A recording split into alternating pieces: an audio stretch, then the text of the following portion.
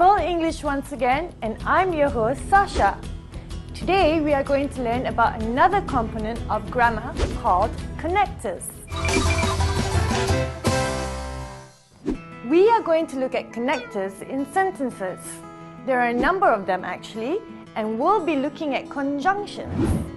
The words and, but, and, or function as conjunctions in sentences. Conjunctions join or link words, phrases, clauses, and even sentences together. Iman is really tired and sleepy. Here we see the conjunction and joining two words, tired and sleepy. I'm not sure whether she bought the red blouse or the yellow one. Here we see the conjunction or joining two phrases, the red blouse and the yellow one. They turned up for hockey practice even though it was raining heavily. Here we see the conjunction even though joining two sentences. They turned up for hockey practice and it was raining heavily. Okay, here's what we're going to do. We are going to look at other words that also mean the same as and, but, and, or. Here are some words that mean and. Both, to, furthermore, as well as, in addition to, on top of that, and not only, but also. You must remember that and is used to join clauses or sentences that have the same value or function. Let's see how they work in sentences. Johnny and Malik play tennis every Saturday morning. Both Johnny and Malik play tennis every Saturday morning. Johnny as well as Malik play tennis every Saturday morning. So, next time you want to use and to link sentences, stop and think for a while, as you do have other options to use that carry the same meaning. Let's move on to some words that mean but. Although, yet, while, however, despite, even though, nevertheless, on the contrary, and on the other hand. Do remember that but is used to join clauses or sentences that are not of the same kind. It is used to show contrast and results that are not expected. Let's use some of these but words in sentences. My uncle is old, but is still very strong. Although my uncle is old, he is still very strong.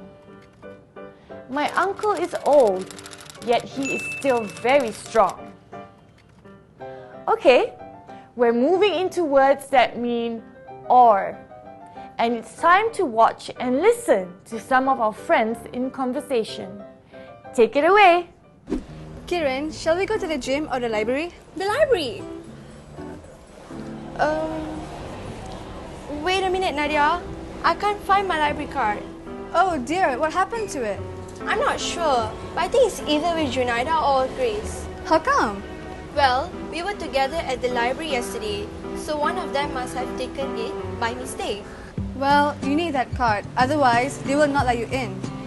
Yes, you're right. I'll call both of them now to find out who has it. That was Nadia and Kiran talking about a library card and using conjunctions that mean or. Did you make the connection?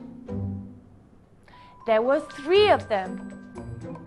Nadia used the conjunction or, and Kiran used either, or, and otherwise.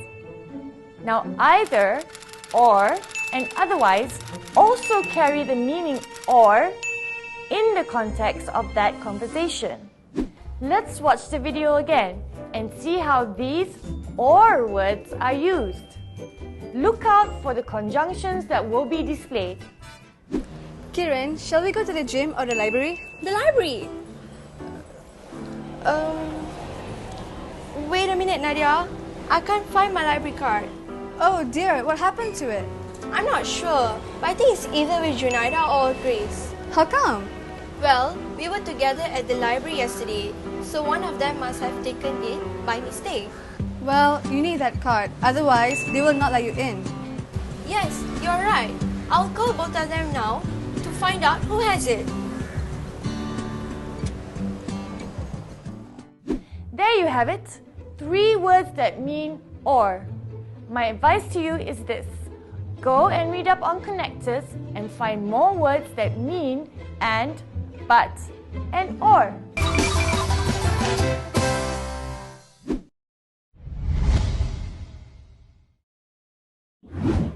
Natural phenomena refer to things in nature that are not man-made. In other words, they occur naturally.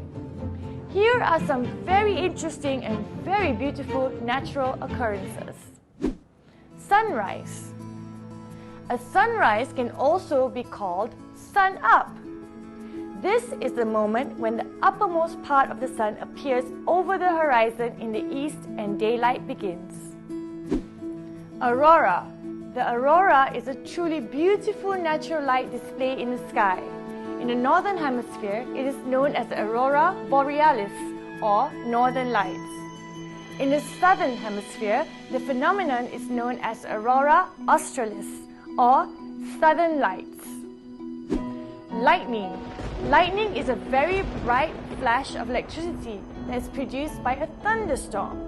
It is usually accompanied by thunder.